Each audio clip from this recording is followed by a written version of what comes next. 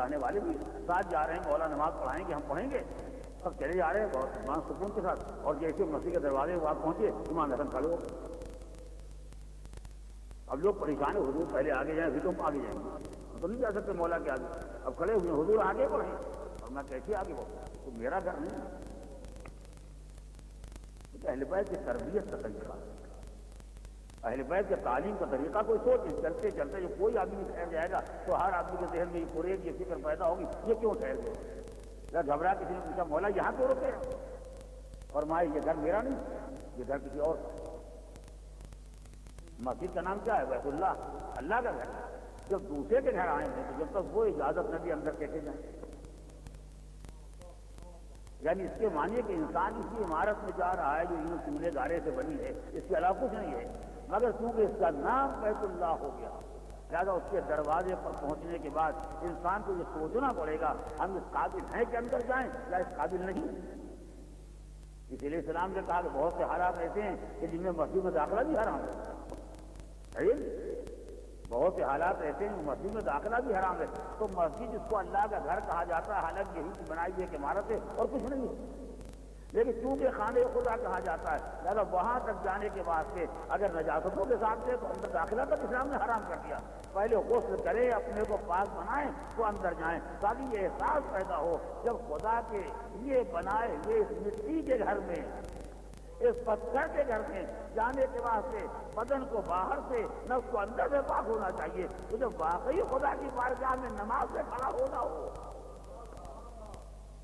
تو نفس کو کتنا تک یہ قائل ہونا چاہیے. اگر یہ احساس پیدا ہو کہ خدا کے سامنے کھڑے ہیں مصلی پر نہیں کھڑے، لیکن اگر سمجھا محراب میں مصلی پر مسجد میں کھڑے تو انسان کو کوئی خیال بھی نہیں پیدا ہوگا.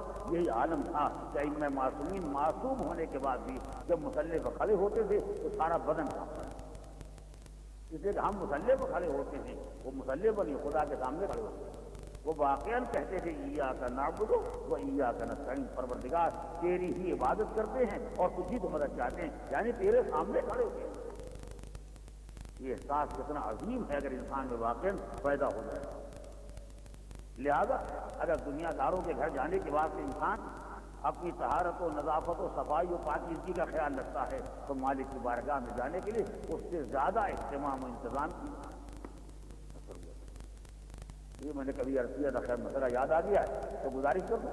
اسی لیے آپ دیکھیں کہ خانہ خدا میں آنے کے جو آداب بیان کیے گئے ہیں بعض روایت تو یہاں تک ہے کہ اگر کسی آدمی نے پیاز یا لہسن مثلا کھائی ہے تو اس کے مسجد میں داخلہ مکروہ ہے. نہ اس لیے کہ پیاز میں کوئی عیب ہے یا لہسن میں کوئی عیب ہے، نہیں، اچھی چیزیں ہیں. کسی سے بلڈ پریشر کا علاج ہوتا ہے، کسی سے طاقت کا علاج ہوتا ہے، چیزیں اچھی ہیں، مگر کیونکہ ان میں ایک طرح کی وہ پائی جاتی ہے اور مسجد میں مسلمانوں کا اجتماع ہونے والا ہے تو اگر آپ کے کسی بھی عمل سے کسی مسلمان کو ادنا تکلیف ہو جائے تو خدا کی بارگاہ میں آنے کا فائدہ کیا ہوگا؟ اور ہمارے خدا کی بارگاہ میں اس حاضری کا فائدہ کیا ہے جہاں بندہ خدا کے گھر آئے بندوں کو تکلیف پہنچانے کے لیے. اسی لیے کہا کہ آؤ ایسے بن کے آؤ کہ اگر تمہاری وجہ سے کسی کو آرام ہو تو تکلیف نہیں ہونے پائے. اسی لیے سرکار دو عالم نے فرمایا کہ میں تمہاری دنیا میں 2 ہی چیزوں کو پسند کرتا ہوں، جن میں سے ایک خوشبو ہے. یہ پوری جتنی نعمتیں پائی جاتی ہیں پلاؤ اور زردہ وغیرہ یہ کچھ نہیں. یہ ساری دنیا میں 2 چیزیں ہیں جو مجھے محبوب ہیں، جو مجھے پسند ہے، جن میں سے ایک خوشبو ہے. اور اسی لیے کہا گیا کہ اگر کوئی انسان خوشبو لگا کے نماز پڑھے اور ایک انسان بغیر خوشبو کے نماز پڑھے تو اس کی 70 رکعت اس کی 1 رکعت برابر. یہ معصومین کے ارشادات ہیں. اس زمانے کا کوئی قانون ہوتا تو ہم سمجھتے ہیں یہ حکومت نے قانون بنا ہے شاید کسی قدر کے کارخانے سے اس کے تعلقات ہوتے ہیں. اس کی اسلام میں ایسا کوئی کاروبار نہیں ہوتا ہے. صرف مقصد یہ ہے کہ آپ آئیں تو اس شان سے آئیں کہ آپ کی وجہ سے باقی لوگوں کو فرحت حاصل ہو. اگر باقی چیزیں خرید کے پیسے نہیں ہے کہ تو خرید سکے تو اگر 10 مومنین آئے ہیں پر لگا کے تو کم سے کم اس کی خوشبو اس کے حصے میں آ جائے. ایسا نہ ہو کہ بیچارہ آئے مسجد میں نماز پڑھنے کے لیے اور باہر جائے خیر کرے. ہاں جیسے بعض لوگوں کے موزے کا حال یہی ہوتا ہے اور اپنے خیال میں ایسی نماز پڑھتی ہے کہ یار کہ آدم کے ادھر کوئی جگہ نہیں ملے گی. ایسا ہر چیز کے آداب ہے، طہارت اور نظافت، صفائی، پاکیزگی اسلام کا سب سے بڑا بنیادی عمل ہے۔ اور اگر میری ساری باتیں آپ پر واضح ہیں، بہت سیدھی سی بات ایک لفظ کہنا چاہتا ہوں، وہ کتاب چاہیے پڑھنے۔ اسلام میں قانون کی جتنی کتابیں ہیں، اسلام میں قانون کی جتنی کتابیں ہیں، سر قانون کی کتاب کو لوگوں کے یہاں تعزیرات اور پتہ جانے کیا کیا کہتے ہیں، اسلام میں قانون کی کتاب کا سیدھا سیدھا نام ہے رسالہ عملیہ۔ اب چونکہ ہم نے اس کو رسالہ عملیہ کہتے ہیں، سب کے ساتھ دو پیسے ہوتی ہے، کیونکہ ہم نے شریفانہ نام رکھ دیا کہ آدمی کو معلوم ہو جائے یہ رسالہ ہے، جس میں عمل کی باتیں لکھی ہوئی ہیں، یہ زندگی کو کیسے گزارنا ہے۔ اگر مسلمان کی نگاہ میں اس کی اوقات کم ہو گئی، اگر ہم کہیں یہ اسلامی قانون کی کتاب ہے تو شاید 25 روپے کے بجائے 50 میں خرید لیتے ہیں، لیکن جیسے کہا یہ رسالہ عملیہ فلاں مستحق کا ہے، کتنے کا؟ ان کا 25، ہو بہت مہنگا ہے۔ یہ بیچارہ قانون سے قدر ہی نہیں جانتا یہ کیا عمل کرے گا اور کیا مسلمان بنے گا۔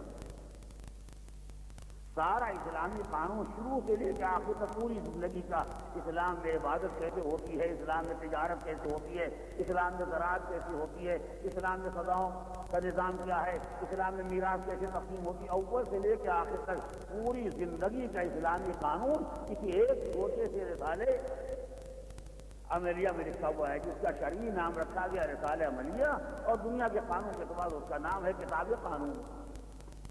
تو جو بھی آپ اسلام کی کتاب قانون اٹھائیں، توجہ کریں، جو بھی قانون کی کتاب اٹھائیں گے، جو رسالے عملیہ اٹھائیں گے، جہاں سے بولے کہ پہلا مسئلہ کیا ہے،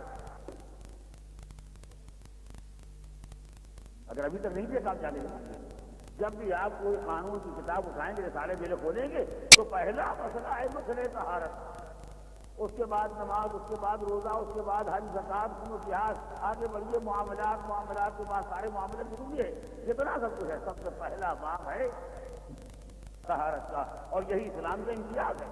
آپ دنیا کی کوئی قانون کی کتاب پڑھ لیجیے، جائیے رب پوچھیے، اگر نہیں پڑھ سکتے ہیں جو پڑھنے والوں دریافت کی، کوئی قانون کی کتاب پڑھیے، ہر جرم کی سزا لکھی ہوئی ہے، زندگی گزارنے کے طریقے لکھے ہوئے ہیں، حکومت کے قوانین لکھے ہوئے ہیں، مگر طہارت کا کہیں دور دور پتہ نہیں ہے۔ یعنی ہر ملک میں، ہر نظام میں آپ زندگی گزار سکتے ہیں بلا طہارت سے۔ اسلام کو اپنے مسلح کو نہیں آنے دیتا بغیر طہارت سے۔ اسلام